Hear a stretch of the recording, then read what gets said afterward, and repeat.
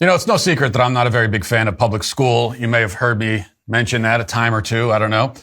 But it's important to remember that the problems with the public school system are only partially caused by the fact that the government runs the institution.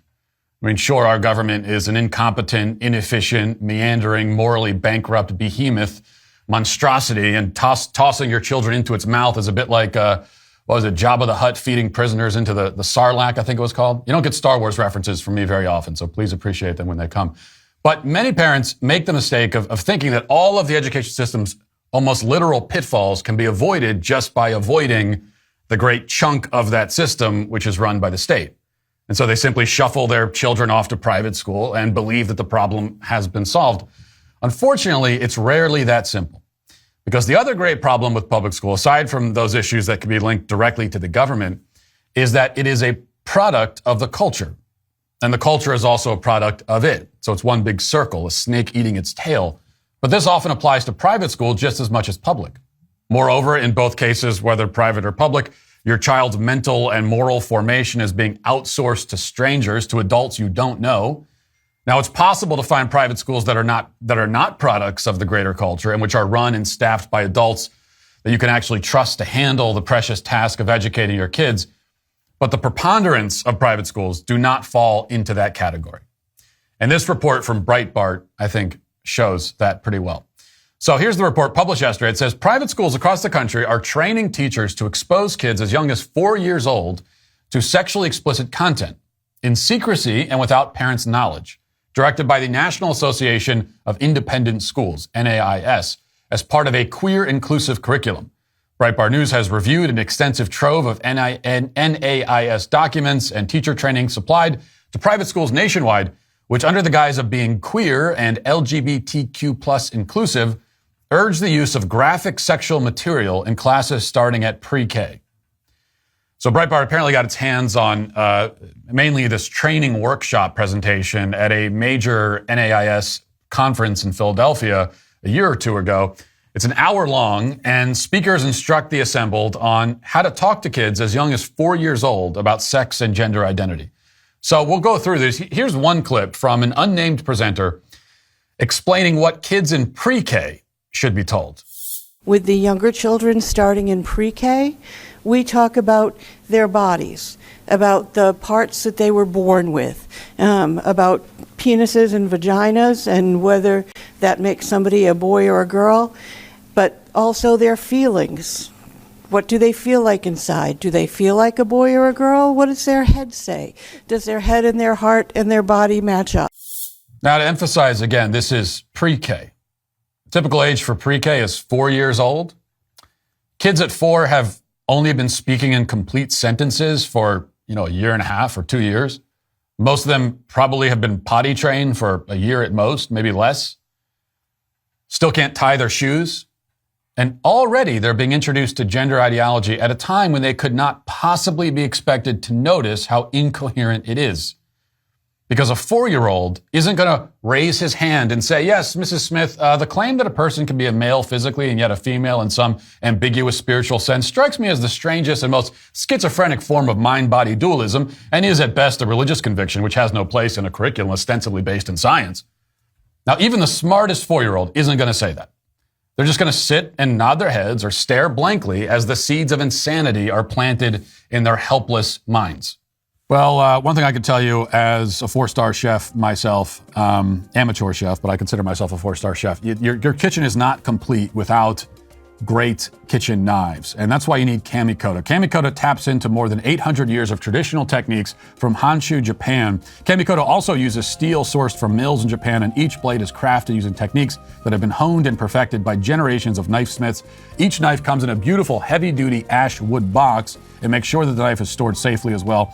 Each Kamikoto knife goes through a rigorous 19-step process that takes several years from start to finish to complete. Our expert bladesmiths forge and shape raw steel into hardy blades, polishing and sharpening them to an excruciatingly fine edge. Each knife is individually inspected. Kamikoto is so confident that their knives will work for you that each knife comes with a lifetime guarantee. Because of their single bevel edge, Kamikoto knives can achieve an unbelievably sharp edge you just can't get with other knives.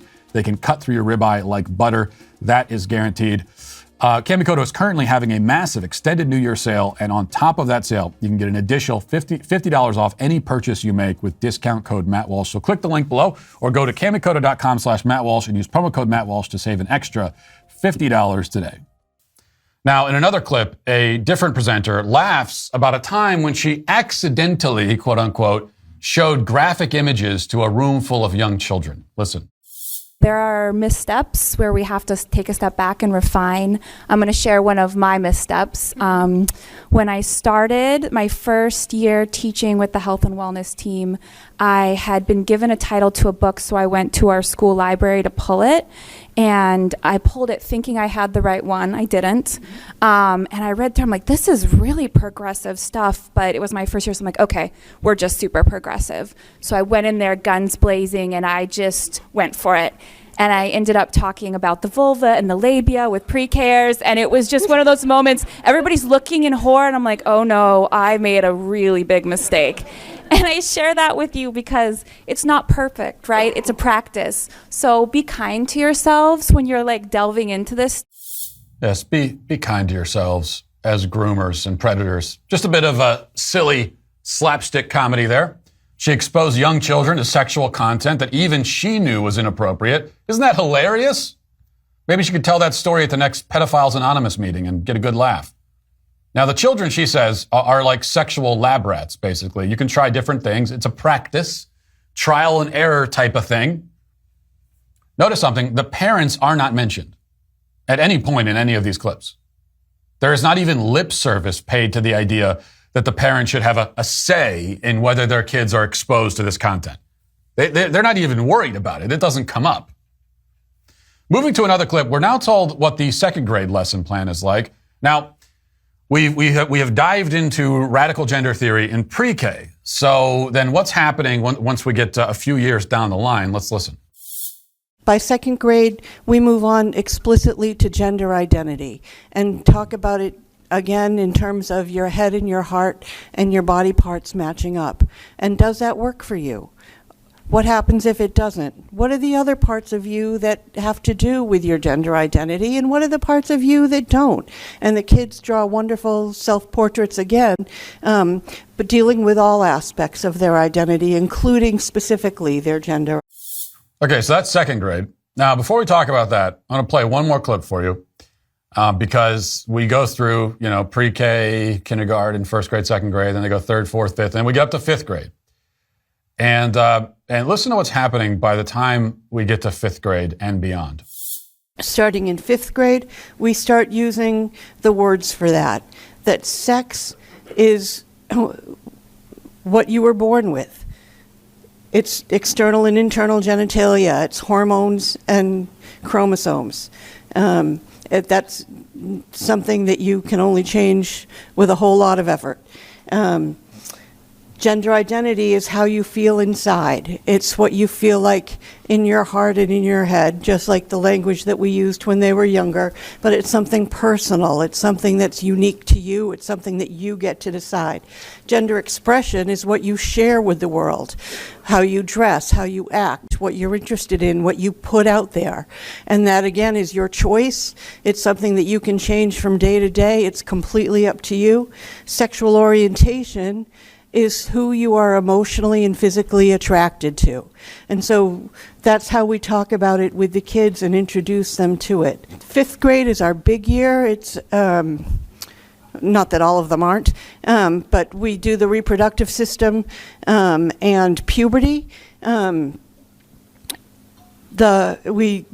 talk about gender identity specifically with the gender unicorn, this time talking about things as a continuum.